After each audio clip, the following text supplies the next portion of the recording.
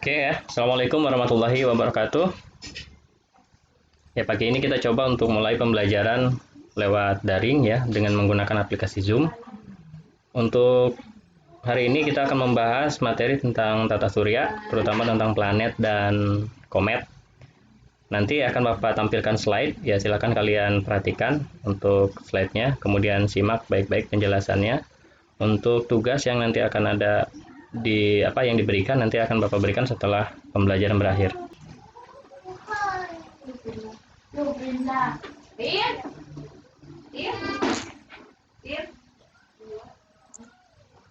Oke, udah kelihatan semua ya? Oke, ini akan kita bahas untuk kesempatan ini.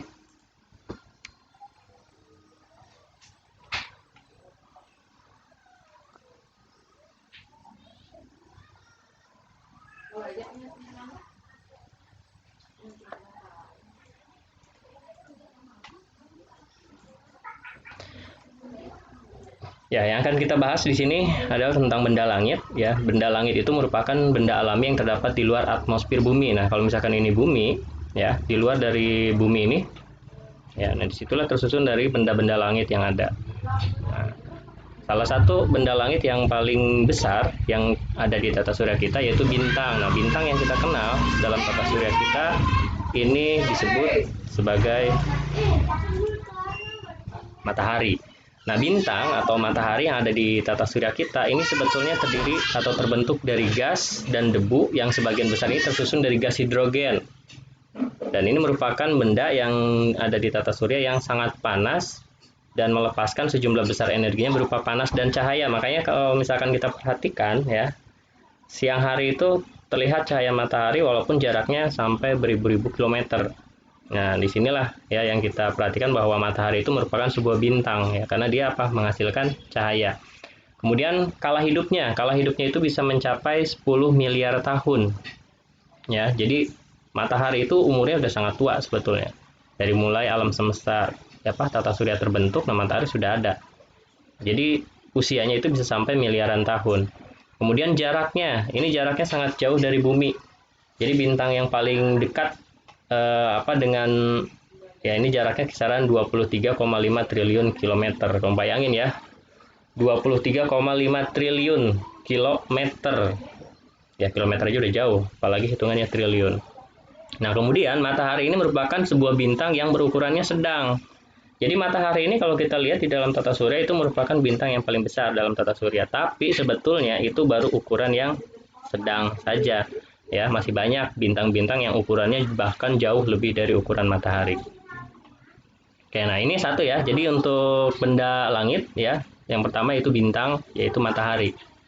Oke, nah di sini matahari kita ini sebuah bintang ukurannya sedang atau disebut sebagai katai kuning. Ini diameternya 1,4 juta kilometer. Jadi diameter matahari ya, kalau kita ukur diameternya dari ujung sini sampai ujung sini nih, kalau misalkan ini gambaran matahari ini ya, gambaran matahari ujung sini sampai ujung.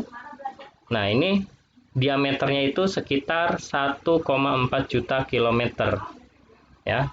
Terus memungkinkan adanya kehidupan di bumi dengan memberikan sejumlah cahaya dan panas. Jadi dengan adanya matahari ini ya, kemudian dengan jarak dari bumi ke matahari yang sedang ya, panas dan cahaya matahari ini bisa salah satu yang berpengaruh terhadap kehidupan yang ada di bumi. Kemudian berisi sekitar 98%-nya itu dari massa seluruh sistem tata surya, dan ini merupakan pusat dari tata surya kita. Jadi matahari ini merupakan benda langit yang merupakan sebagai pusat tata surya. Jadi semua planet ini semuanya mengorbit mengelilingi matahari. Lalu matahari ini merupakan kumpulan gas yang tersusun sebagian besarnya adalah hidrogen. Nah, memiliki bintik-bintik hitam yang dikenal sebagai bintik matahari atau sunspot. Kalau kalian lihat di sini, ini ada bintik-bintiknya, itu namanya sunspot. Nah, oke, kemudian ada yang disebut corona. Kalau kita kenal sekarang kan ada virus namanya corona. Ya, sebetulnya matahari juga ada bagian matahari namanya corona matahari. Oke, kita lanjut. Oke, nah selanjutnya benda-benda langit yang ada di tata surya kita ya, diantaranya adalah planet. Seperti kita ketahui ya, planet di kita itu ada berapa semuanya? Ada 8 ya. Pluto itu tidak termasuk ke dalam tata surya kita sekarang. Dimulai dari mana? Dimulai dari Merkurius. Ini yang paling dekat dengan matahari. Kemudian Venus, lalu Bumi, kemudian Mars, Jupiter, Saturnus, Uranus, dan Neptunus. Jadi di sini benda langit yang mengorbit mengelilingi bintang, ya ini dikenal sebagai matahari. Dan planet ini tidak memancarkan cahaya sendiri. Ya, jadi planet ini memperoleh cahaya itu dari mana? Dari sinar matahari. Jadi yang bisa menghasilkan cahaya sendiri itu hanya satu, yaitu bintang. Dan bintang yang ada di tata surya kita, yaitu matahari. Pak, kalau misalkan malam hari itu bintang banyak sekali. Iya, betul. Jadi bintang itu bukan cuma matahari saja. Banyak di alam semesta ini miliaran bintang. Ya, dan yang paling dekat dengan kita, bintang itu adalah matahari. Oke, nah di sini planet ini memiliki orbit. Semua planet dari mulai Merkurius sampai Neptunus ini memiliki lintasan sendiri yang disebut sebagai orbit ya. Makanya mengorbitnya di sekitaran bintang utama yaitu matahari. Kemudian berbentuknya bola, sebetulnya agak-agak elips ya, tidak bulat atau tidak berbentuk bola utuh ya, melainkan agak lonjong gitu. Oke. Jahra, kedengeran nggak suara Jahra? Kedengeran. Hani, kedengeran Hani? Kedengeran? Kedengeran ya? Oke, Bapak. Oke, sip. Aku kedengeran kok. Di mute dulu aja. Billy di mute dulu ya. Oke, kita lanjut ya. Kemudian untuk benda langit yang lainnya. Oke. Nah, planet yang mengorbit di matahari ya, di sini ada sebutnya planet kata. Jadi planet kata ini mengorbit matahari, tetapi pada orbitnya terdapat benda serupa lainnya. Oke, kita nggak bahas ini ya. Nah, ini kayak Ceres, Eris, kemudian Luna, Makemake, Namaka, ya Haumea, Haika. Nah, ini merupakan planet juga ya, tetapi orbitnya itu lebih jauh dari orbit Neptunus, bahkan lebih jauh juga dari Pluto. Jadi sebetulnya kalau di tata surya kita ya, planet yang paling dekat itu sampai Neptunus itu paling dekat dengan matahari. Sedangkan planet-planet yang lain itu ada sebetulnya. Seperti apa? Seperti Pluto. Ya, itu juga sama. Dia mengelilingi matahari tetapi orbitnya sangat jauh dari matahari. Begitu, jarak orbitnya sangat jauh dari matahari. Dan planet-planet yang lain ada juga. Di sini ada Ceres ya. Oke, kita lanjut ya.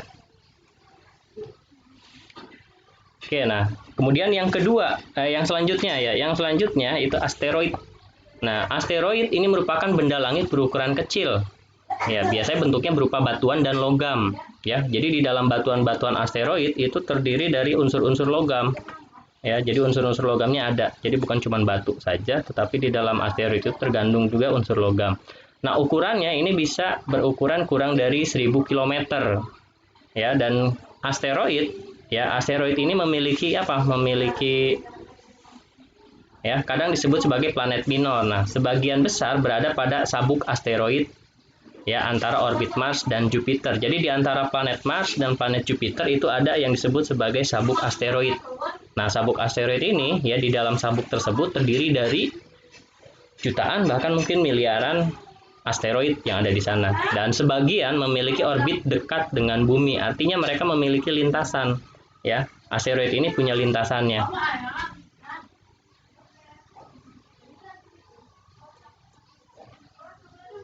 Oke, kita lanjut. Nah, ini merupakan sabuk asteroid. Nah, sabuk asteroid di sini ya. Jadi di antara Mars dengan Jupiter ini ada namanya sabuk asteroid. Ya, jadi ini yang disebut sebagai sabuk asteroid. Ada lagi nggak? Ada lagi sebetulnya. Di antara Neptunus di sini juga ada sabuk asteroid. Ya, setelah Pluto di sini ada sabuk asteroid. Tapi yang paling dekat dengan kita, sabuk asteroidnya itu ya dekat dengan bumi itu antara Mars dengan Jupiter. Nah, disinilah adanya sabuk asteroid. Oke ya. Nah, kadang kalau misalkan asteroid di sini ya, hampir mayoritas kan dia memiliki orbit. Kalau memiliki orbit dia aman-aman saja. Tapi kalau misalkan lintasannya ya bergeser atau misalkan orbitnya tidak teratur, nah itulah yang akan menjadi masalah buat planet lain. Gitu. Oke, bisa nggak nubruk misalkan? Ya bisa saja, kemungkinan menubruk planet yang lain itu bisa saja. Kita lanjut. Baik ya, jadi di sini ini merupakan susunan benda-benda langit yang ada di tata surya kita. Kemudian yang selanjutnya, benda langit apa lagi? Nah, yang selanjutnya adalah bulan. Jadi bulan itu salah satu satelit bumi. Ya, dia mengorbitnya di bumi.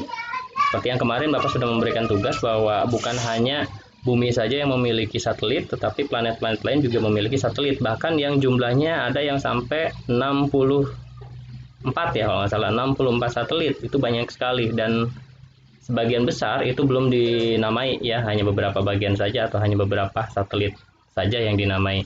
Nah, di kita ya, satelit alami yang dimiliki oleh bumi yaitu bulan ya, atau dikenal sebagai Luna.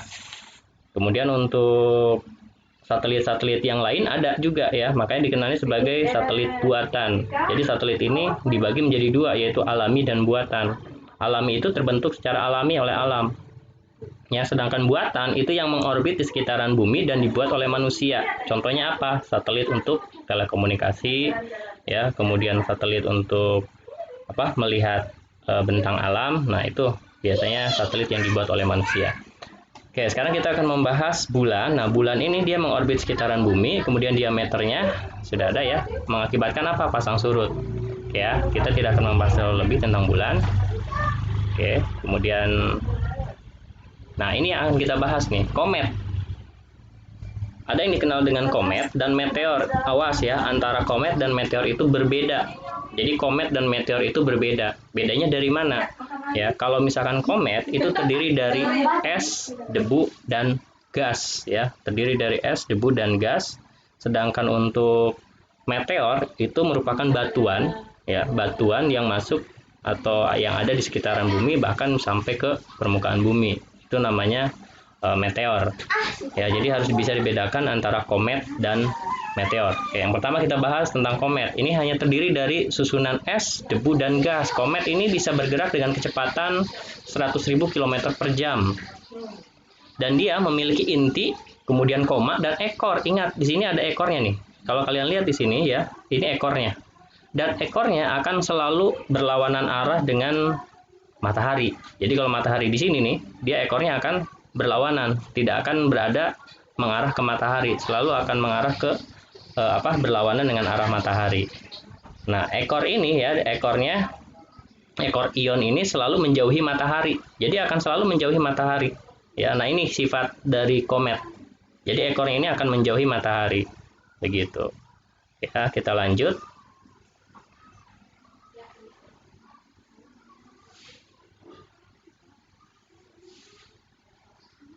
Ya, sebentar.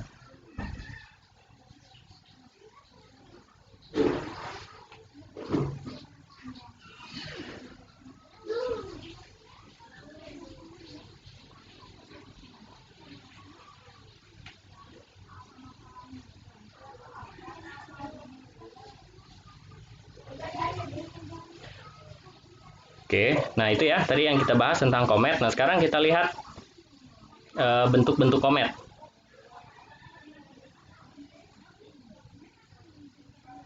Oke, komet ini dia memiliki lintasan. Jadi komet itu bisa terlihat di permukaan bumi ya dengan memiliki rentan waktu tertentu. Ya, dengan memiliki rentan waktu tertentu, dan komet yang paling terkenal ini selalu muncul setiap 75 sampai 76 tahun sekali. Itu namanya komet Halley ya, komet Halley. Nah, Halley ini diambil dari nama penemunya yaitu Edmund Halley. Penampakannya, oke, nah seperti inilah penampakan komet Halley. Ya, komet ini bisa terlihat 75 sampai 76 tahun sekali ya munculnya. Ya, makanya kalau kamu mau memberikan nama sendiri ya, silakan saja cari. Ya, siapa tahu ada komet yang belum diberikan nama dan itu bisa ya nama kamu bisa dimasukkan ke dalam nama komet itu. Oke, nah di sini ya komet Halley ini dia memiliki lintasan. Nah, berdasarkan cerita, jadi si Halley ini ya satu-satunya komet dengan periode pendek yang tampak dengan mata telanjang. Jadi komet Halley ini kamu tidak menggunakan teleskop yang canggih juga dia akan nampak terlihat walaupun tidak terlalu jelas. Begitu. Ya, karena ini dia memang orbitnya dekat dengan bumi. Oke, yang kemudian yang kedua adalah komet apa ini dibacanya Encke ya, Encke ya, mungkin bacanya Encke ya. Nah, ini ditemukan oleh Johann Franz Encke ya. Ini pada tahun 1786. Ya, jadi 1786 dia mengamati, kemudian 1886 juga teramati, dan dia menemukan ini, kemudian diberikanlah nama bahwa komet ini disebut sebagai komet Encke. Penampakannya seperti apa? Nah, seperti inilah penampakan komet Encke itu. Ya, dia ada di sekitaran orbit bumi. Gitu. Oke, kita lanjut. Yang selanjutnya adalah komet Hale-Bopp. Ya, komet Hale-Bopp ini ditemukan tahun 1955.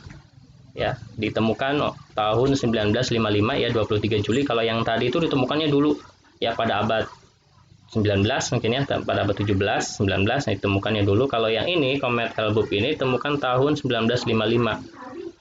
Nah, ini juga sama. Dia terlihat selama 18 bulan katanya. Komet ini dapat terlihat oleh mata telanjang selama 18 bulan. Jadi selama 18 bulan ini kita bisa melihatnya. Oke, nah ini penampakan kometnya ya. Oke, ini penampakan kometnya seperti ini. Lalu yang keempat itu komet Hyakutake. Nah, ini ditemukan oleh orang Jepang namanya Yuji Hyakutake. Ya, penampakannya seperti ini. Jadi di sini katanya Hyakutake merupakan komet dengan periode panjang. Jadi sebelum perjalanannya melewati tata surya, periode orbitnya mencapai sekitar 15.000 tahun. Namun pengaruh gravitasi dari planet raksasa atau raksasa gas, Jupiter Saturnus, telah meningkatkannya hingga menjadi 72.000 tahun. Kelihatannya ya, nunggunya sampai kapan tuh? Biarin aja lah. Ya. Salah satu lintasan komet yang terdekat yaitu 200 tahun. Jadi komet Hyakutake ini akan terlihat 200 tahun nanti.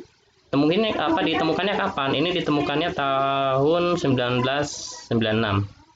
Ya, temukannya tahun 1996 oleh Yuji Hyakutake. Oke, Alip. Mau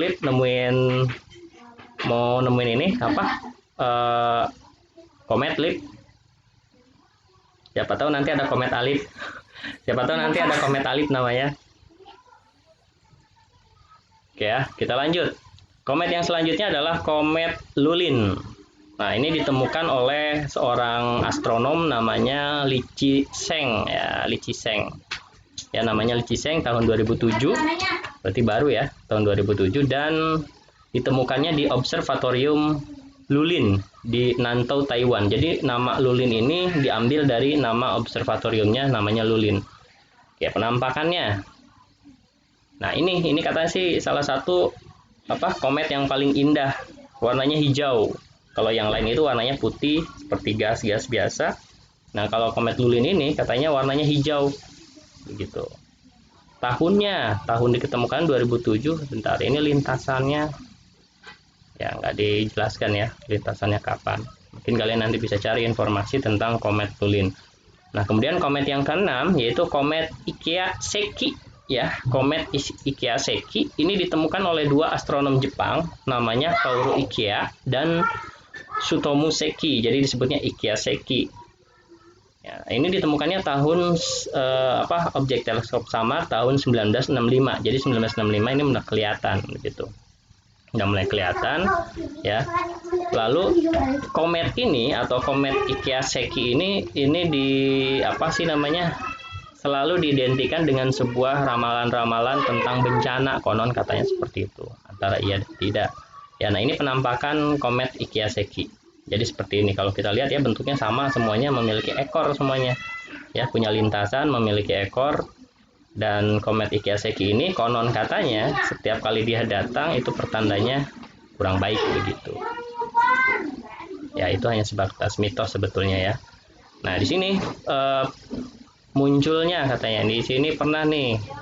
Katanya komet Ikea-Seki ini pernah muncul tanggal 30 September katanya. Ya, jadi ketika tanggal itu terjadilah G30 SPKI begitu. Kemudian juga katanya ada lagi zaman dulu ya, entahlah itu ya. Pokoknya istilahnya atau intinya bahwa komet ini ada ya dan nampak dari bumi. Entah itu pertanda baik atau buruk ya, kita nggak usah terlalu percaya 100% begitu. Ini hanya sebatas pengetahuan ya. Oke, nah itu pembahasan kita tentang komet. Ya, sebentar kita lanjut kembali.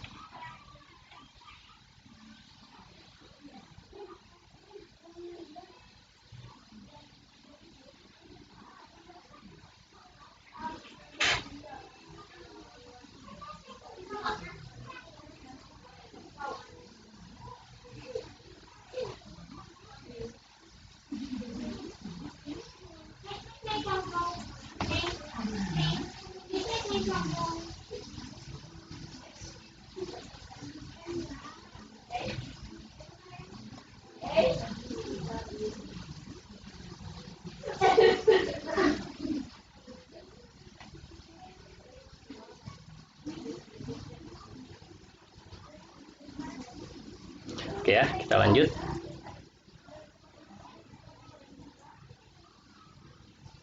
Nah ini ya, ini komet Halley. Ini ditemukan oleh Edmund Halley. Nah ini orbitnya. Nah ini orbit lintasannya. Kalau kita lihat lintasan dari komet Halley itu seperti ini, lonjong. Jadi kalau misalkan semua orbit planet itu ada orbitannya, nah komet juga sama. Komet Halley ini dia punya orbit seperti ini. Ya, 70 tahun sekali. Jadi kalau misalnya mendekati dengan bumi dia akan terlihat begitu. Kemudian, nah sekarang kita lanjut ke benda luar angkasa yang lain, ya, yaitu meteoroid, meteor, dan meteorit. Nah ini berbeda semuanya ya, penamaannya ini berbeda berdasarkan apa? Berdasarkan posisinya. Ya kalau kalian lihat, jadi jangan sampai salah. Wah itu meteoroid, wah itu meteor, wah itu meteorit. Nah itu jangan sampai salah menyebutkan. Ya, jadi ada bedanya, ada meteoroid, kemudian meteor dan meteorit. Nah, apa di sini bedanya? Yang pertama, meteoroid itu merupakan benda kecil di angkasa yang tersusun dari batuan dan logam ya, atau logam dan debu. Jadi kalau misalkan meteoroid ini masih ada di luar angkasa. Dia bisa berupa batuan, bisa berupa logam ataupun bahkan debu luar angkasa. Nah, itu disebutnya meteoroid. Ya, dia tidak jatuh ke bumi atau belum jatuh ke bumi. Nah, dia punya lintasannya tidak teratur. Gitu loh. Kemudian yang kedua, meteor. Meteor ya, ini merupakan sebuah meteoroid yang mencapai atmosfer bumi. Jadi kalau misalkan meteoroid, ini kalau misalkan nyampe atmosfer bumi, makanya kita suka lihat ada hujan meteor, gitu kan? Nah, hujan meteor dengan apa? Batu yang menyala-nyala. Nah, itu disebutnya meteor. Jadi kalau misalkan dia masih ada di langit, sudah masuk ke atmosfer bumi dan kemudian dia adanya di langit, terlihat oleh mata ya, oleh kita terlihat. Nah, itu disebutnya meteor. Oke, kemudian dia jatuh sampai ke permukaan, menghantam permukaan bumi, jatuh. Nah, biasanya berupa dentuman, ya, seperti bom dan lain sebagainya, ya. Nah, batu meteor yang sampai ke permukaan bumi, jadi dia pertama meteorit itu ada di luar angkasa, kemudian dia masuk atmosfer bumi, ya, kemudian dia menyala-nyala akibat gesekan dengan atmosfer, ya. Setelah menyala-nyala, kemudian dia akan terkikis-terkikis sampai ke permukaan bumi. Nah, ini yang disebut sebagai meteoroid. Nah, biasanya apa? Biasanya berupa batuan atau logam. Ya, kemarin kalau nggak salah tahun lalu ya yang ikut ke Museum Geologi yang ada di Bandung ya, pasti kalian melihat di situ adanya meteoroid-meteoroid. Nah, biasanya merupakan batuan ya atau batuannya itu bersifat logam gitu. Ya, oke. Nah, ini salah satu gambaran meteor ya, meteorit ya. Oke, kita lanjut.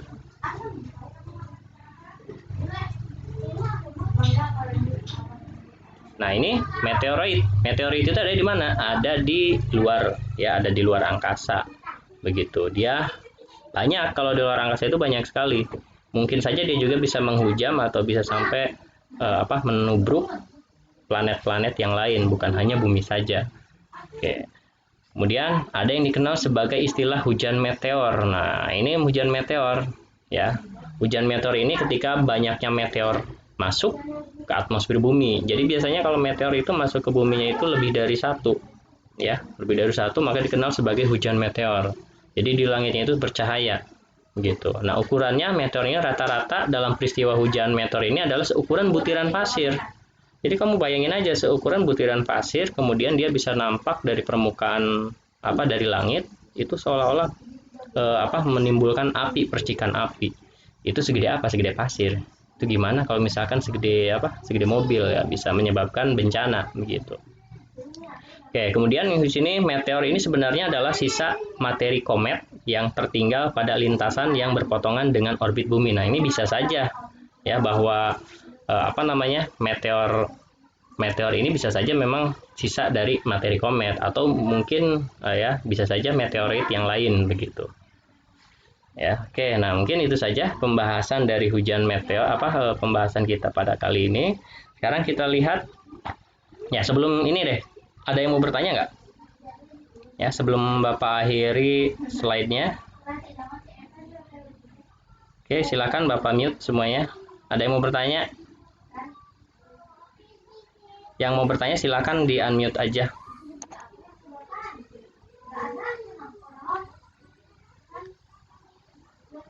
Pak, kalau meteor nanti kalau udah jatuh jadi Ya, meteor yang jatuh ke bumi ya, yang jatuh ke bumi itu kan bisa berupa batuan atau juga dia bisa berupa logam begitu. Jadi kalau misalkan meteor yang jatuh ke bumi ya memang disebutnya apa namanya? Meteorit disebutnya. Ya, jadi kalau misalkan dia udah jatuh ke bumi itu, tadi siapa yang nanya? Billion ya? Oke. Ya. Jadi kalau misalkan dia sudah sampai ke Oke, kita bentar ya, kita mute dulu. Ya, jadi kalau misalkan dia sampai ke bumi, ya ke permukaan bumi itu disebutnya sebagai meteorit gitu. Ya, disebutnya meteorit. Nah, tadi kalau Billion nanyanya berupa batu atau enggak, ya bisa berupa batu, ya batuan atau juga bisa berupa benda-benda logam begitu. Ya, atau batuannya itu mengandung unsur logam. Oke. Ya, silakan. Ada lagi yang mau bertanya? Ya, oke, Billion. Sip. Siapa yang nanya? Cinta. kalau kalau hujan meteor bahaya. Kenapa Cinta? Kalau hujan? Kalau Bahaya. hujan meteor Oke. bisa bahaya. Kalau hujan meteor bisa bahaya nggak? Ya, betul. Jawabannya adalah bisa. Ya. Jadi ada yang disebut sebagai bencana alam yang ditimbulkan dari benda luar angkasa ada. Gitu. Nah, salah satu contoh kalau misalkan si meteornya itu dengan ukuran yang besar, kemudian dia jatuh di buminya itu di laut, itu bisa menyebabkan bencana tsunami gitu, bisa menghasilkan gelombang besar di laut. Kalau misalkan ya makanya disebutnya bencana terestrial disebutnya. Ya, kalau dalam ilmu geografi, ya ilmu geologi itu disebutnya bencana terestrial gitu. Ya, jadi intinya kalau misalkan si meteorit ini jatuh ke permukaan bumi, ya itu bisa mengakibatkan bencana. Karena kalau misalkan meteorit ukurannya kecil, kalau sampai dia jatuhnya ke rumah orang aja, ya pasti akan meledak begitu. Ya, setelah jatuh pasti akan memunculkan atau menghasilkan dentuman besar, dan dentumannya itu bisa sebanding dengan ya mungkin ledakan bom gitu. Ya. Ya, jadi intinya bisa menimbulkan bencana. Ya, Cinta, begitu Cinta. Ya, kupingnya bergerak-bergerak. Makasih, Pak. Ya, oke. Siapa lagi yang mau bertanya? Silakan. Pak, kalau meteor jatuh di bumi berharga gak, Pak? Bahaya nggak? Oke, sama sebetulnya tadi ya. Seperti pertanyaan Cinta Aska nih. Ya, Aska mana? Oh, berharga Pak, enggak? berharga Oke. Ya, bagi segelintir orang, bukan segelintir ya, memang sebagian besar kalau orang yang memburu benda-benda luar angkasa ya itu sangat berharga. Ya, harganya bisa sampai mahal begitu. Karena kenapa? Bisa berharga karena kan meteorit yang jatuh yang sampai ke permukaan bumi itu jarang atau sedikit ditemukannya begitu. Makanya disebutnya benda langka, dan benda itu kalau misalkan dijual bisa memiliki nilai ekonomi yang tinggi. Gitu ya, Aska. Oke? Jadi kita bisa sebut itu berharga begitu. Kalau Aska nemuin ya beruntung Aska. Ya, oke, ada lagi silakan yang mau bertanya. Ya, Ya, Pak, boleh kalau jual. dijual. Nanti beliin rumah. Ya, siapa lagi? Job. Nanya ke Job?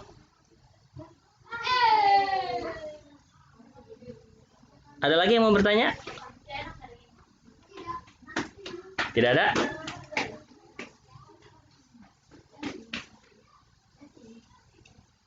Job, nanya mau Job? Naswa, Misha. Oke, kalau nggak ada. Oke, kita lanjut ya. Kita lanjut. Oke, coba kalian lihat di di bukunya. Di situ ada materi tentang saat bonjol tanpa bayangan. Saat bonjol tanpa bayangan adanya di pembelajaran 2. Ya, materinya mana sih ini? Saat bonjol tanpa bayangan, ada kan? Ada kan?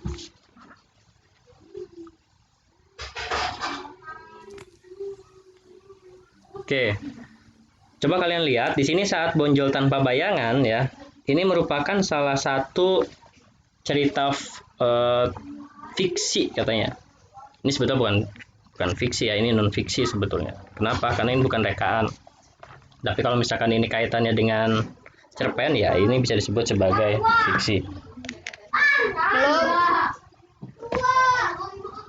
Oke, kita perhatikan ya. Nah, di cerita ini ya, di cerita tentang saat bonjol tanpa bayangan, ini diceritakan bahwa si bonjol ini merupakan sebuah wilayah. Ya, di wilayah itu adanya di Pontianak. Nah, Pontianak ini merupakan ekuator bumi dengan dengan 0 derajat lah, seperti itu, 0 derajat untuk lintang selatan dan lintang utaranya ya kalau nggak salah.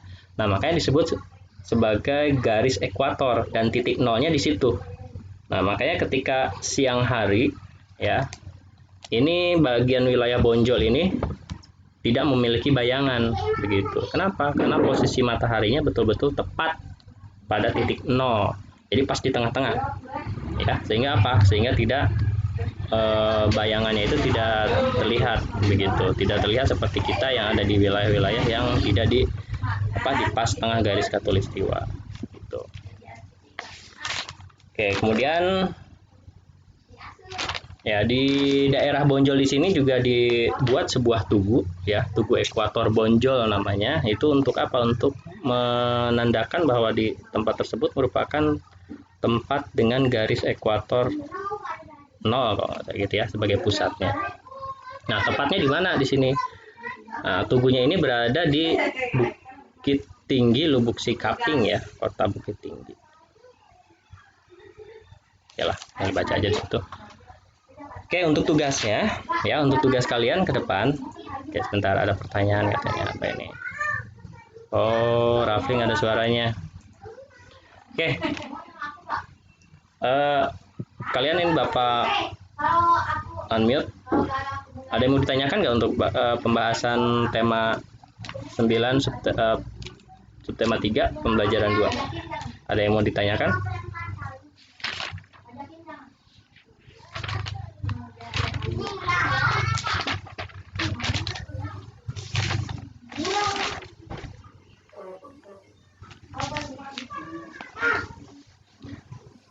Oke, sekarang waktu sudah menunjukkan pukul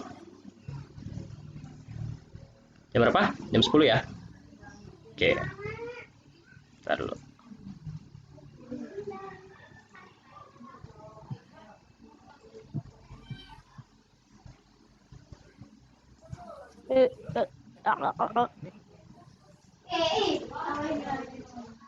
Aku tadi mimpi sekolah tau.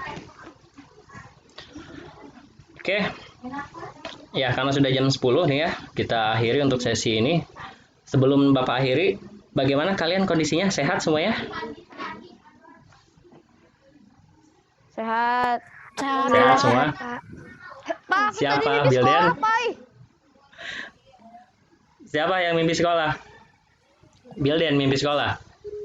Aku, Pak. Ya. Sementara Aku mah kemarin, Pak. Kemarin juga mimpi sekolah. pakai aja bajunya nggak apa-apa.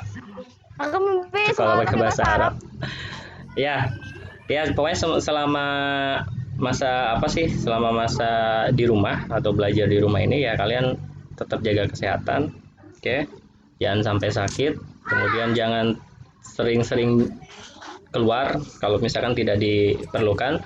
Karena info aja ya, di Cina sekarang udah masuk ke sesi kedua. Jadi kemarin itu Cina sudah sampai turun tingkat orang yang terkena corona. Bahkan mungkin sudah dianggap aman. Ternyata setelah aman tersebut mereka pada keluar dan sekarang terjangkit lagi. Banyak lagi sekarang begitu. Ya, kemudian kalaupun kamu keluar, Jadi iya pada banyak banyak lagi. lagi ya. Makanya kalau kamu keluar nanti harus menggunakan masker. Ya, selalu menggunakan masker. Selalu menggunakan masker walaupun itu ke warung, ya. Apalagi di daerah kota yang lingkupnya kecil, kan ada juga yang positif begitu. Ya, jadi tolong jaga kesehatan aja ya. Oke, mungkin untuk sesi pembelajaran sekarang kita sudah dulu. Nah, tugasnya. Halo, kedengaran tugasnya? Apa Pak? Oke, tugasnya tolong dikerjakan yang uji pembelajaran. Ya, seperti biasa, pilihan ganda. Ya, uji pembelajaran 1 pilihan gandanya, kemudian uji pembelajaran 2 juga pilihan ganda. Oke. Jelas? Jelas ya? Oke. Ya, kalau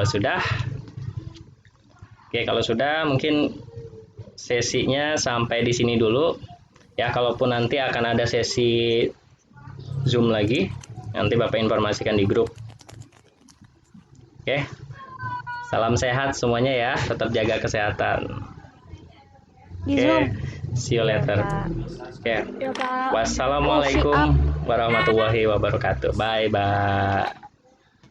Oh, ya sok apa ngomong Bilden?